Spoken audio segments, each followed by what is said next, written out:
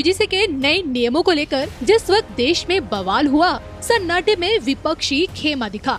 राहुल समेत कांग्रेसियों की खामोशी क्या किसी षड्यंत्र का हिस्सा है या फिर समर्थन की आवाज, ये तो समय बताएगा।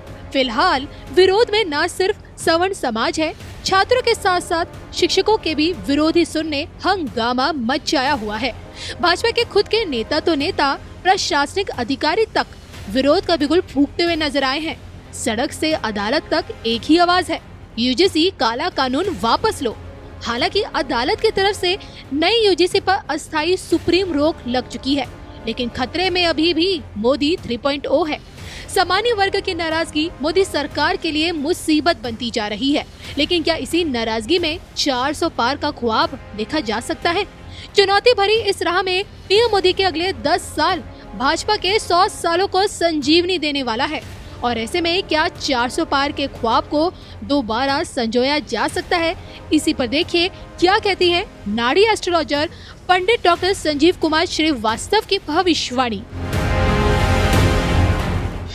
अकॉर्डिंग टू नाड़ी एस्ट्रोलॉजी क्या कहता है, कितने चैलेंजेस अब उन्हें आगे फेस करने पड़ेंगे? देखिए, मुझे ऐसा लगता है कि देखिए लोग मोदी जी का तुला लगन लेते हैं, ठीक है, पर समहाउ मुझे उनका वृश्चिक लगन सामने आता है, जो मेरी कैलकुलेशंस कहती है, ठीक है। और वृश्चिक लगन वाले को समझ लीजिए उनके मन में घुस के भी उनको जाना नहीं जा सकता। स्कॉर्पियंस है, हाँ, मोदी ट्रू स्कॉर्पियंस, ठीक है। उनके मन में सब फेमस है वृश्चिक राशि के लिए कि भाई उनके मन के अंदर भी रह के आप उनके मन को नहीं जान सकते। तो मोदी जी तो देखिए हमेशा ही बहुत ही पावरफुल एक एडमिनिस्ट्रेटिव पर्सनालिटी रहे, ठीक है, और पूरे भारत का जो पूरे विश्व में जो उन्होंने जो वर्चस्व बनाया है वो अतुलनीय है, उसके लिए तो हम उनके ऋणी रहेंगे बेसिकली।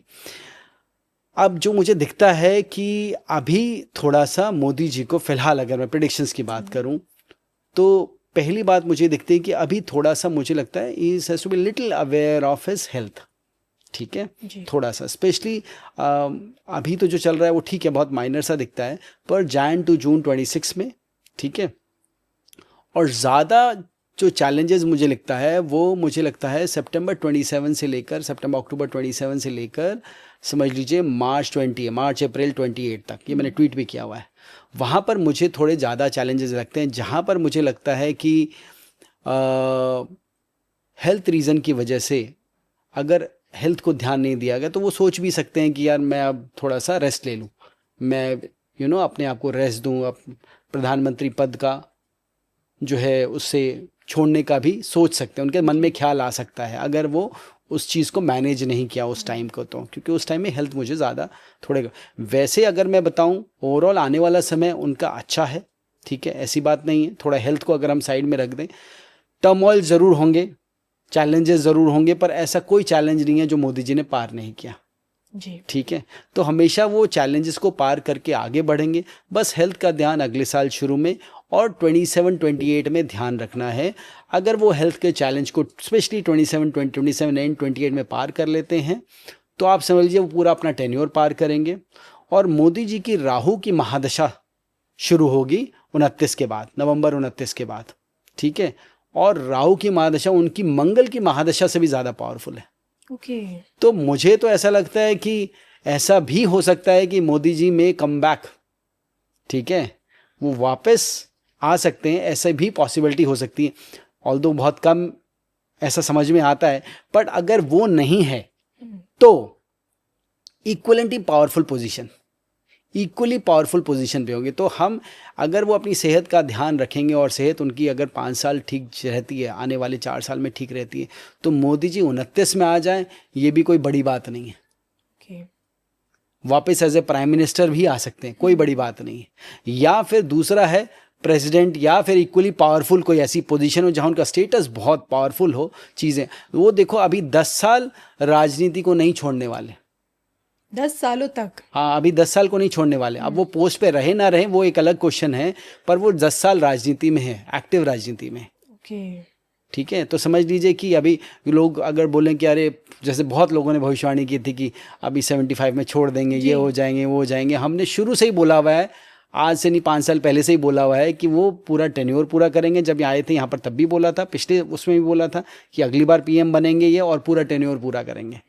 तो देखिए भविष्यवाणी तो सारी पूरी हो रही है और हम कोई सरप्राइज नहीं कि मोदी जी एक बहुत ही सशक्त और पावरफुल पोजीशन में 29 के बाद भी रहे।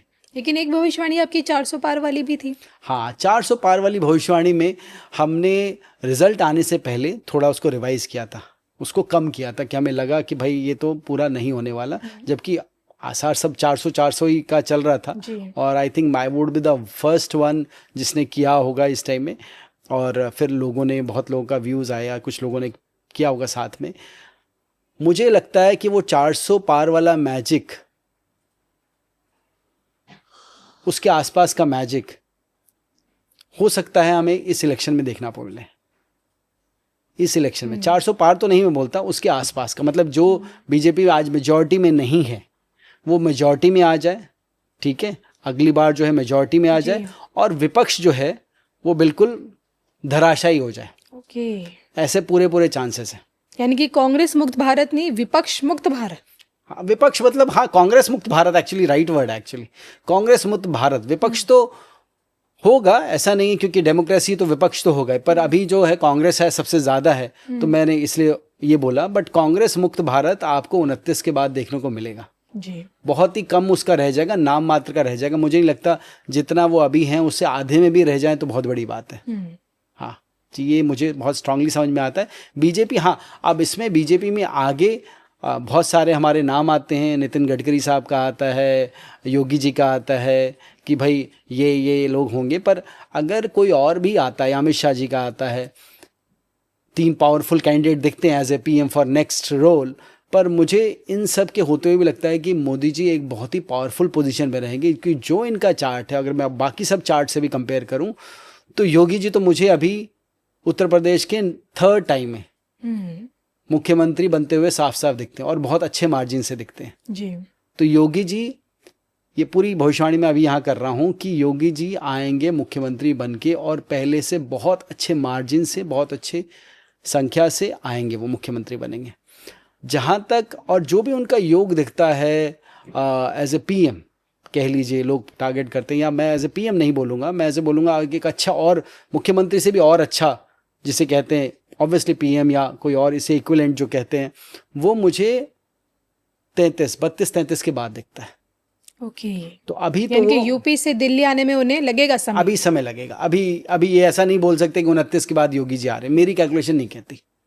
ठीक है, आए तो बहुत अच्छी बात है, एक सनातन का सिपाही और इतने बढ़िया हैं, पर मुझे उनकी संभावना अभी नहीं, जो ग्रह नक्षत्र बता रहे हूँ मुझे अभी नहीं लगती, उनको अभी टाइम लगेगा, पर आएंगे जरूर। जी, मैंने 2014 से लेके अब तक जितना पीएम मोदी जी के अब तक के टेन्योर को डीपली स्टडी किया, तो मैंने देखा है जिसने पीएम मोदी को गिराने की कोशिश की है वो खुद गिर जाते हैं। बिल्कुल। मैं आपसे जानना चाहती हूँ इसके पीछे का क्या रीजन है? पीएम मोदी की कुंडली में ऐसा क्या है कि उनके शत्रु उनके आगे टिक नहीं पाते हैं?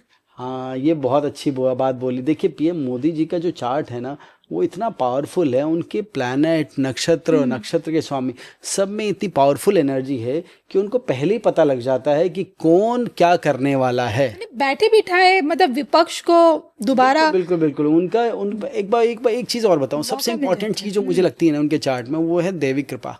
ओके। कृपा उनके पास, ब्लेसिंग्स उनके पास बहुत है डिवाइन की। यानी कि आप ये मानते हैं? हाँ, पूरी उनका चार्ट में दिखता है एक्चुअली। ये तो हम चार्ट देखते तो चार्ट दिखते ही समझ में आता है कि एक तो वो बहुत ही स्ट्रांग विल्ड पर्सन है, अपनी विल पावर के आगे वो माउंटेन भी मूव कर सकते हैं, हिमालय मूव कर सकते हैं, इतना उनका स्ट्रांग विल्ड है। दूसरा, जो कि उनके पूरे जर्नी से भी दिखता है, दूसरा उनके पास डिवाइन ग्रेस बहुत है, और मुझे लगता है उसकी बढ़ोतरी होनी, कमी नहीं होनी। तो डिवाइन ग्रेस उनके भी इतना है कि उनको पहले ही पता चीज़ें लग जाती हैं कि कहाँ क्या घटित होने वाला है। He has a very strong intuition बहुत अच्छा है उनका, इंटेलेक्ट, उनका बुद्ध बहुत अच्छा है, उनके सारे ग्रह इतने अच्छे हैं ना कि मैं क्या बताऊँ आपको। सिर्फ शुक्र और मून में हल्का सा अफ्लिक्शन है, ठीक है, थोड़ा सा हल्का सा अफ्लिक्शन मैं बोलूँगा, बट वो भी एक कह लीजिए कोई पॉजिटिविटी ही देता है कहीं ना कहीं चीज़ों को देख के। तो भाई जैसे उनकी मैरिड लाइफ रही या जैसा भी रहा, तो शुक्र में थोड़ा सा अफ्लिक्शन है उसकी वजह से, जैसा भी रहा, पर वो तो योगी रहे और चीज़ें रहें। तो मुझे ऐसा लगता है कि उनके चार्ट में सिर्फ एक कॉम्बिनेशन है, इतने सारे कॉम्बिनेशंस हैं जो उनके शत्रु जो है उनका विजय पाना असंभव है। और स्पेशली जब राहु की महादशा आ जाएगी 2029 में नवंबर के बाद, देखिए तो उनको पार पाना ही बड़ा मुश्किल हो जाएगा। बिल्कुल अभी जो टाइम चल रहा है ये 26-27 ये सब भी आएंगे, चैलेंजेस आएंगे, बट हिल ओवर का। ओके ओके ठीक है, मैंने एक हेल्थ का बता दिया, वही एक मुझे पॉइंट लगता है जो कि मोदी जी को अभी भी थोड़ा ध्यान देना चाहिए, अगले साल शुरू में भी और 27 एंड 28 बिगनिंग में भी, फर्स्ट सेकंड क्वार्टर में। ये दिखता है कि हेल्थ पे अगर ध्यान रखेंगे तो लंबे समय तक देश की सेवा कर पाएंगे। लंबी रेस के घोड़े, और शायद यही वजह है कि उनके लिए कहा जाता है कि मोदी है तो मुमकिन है। बिल्कुल बिल्कुल।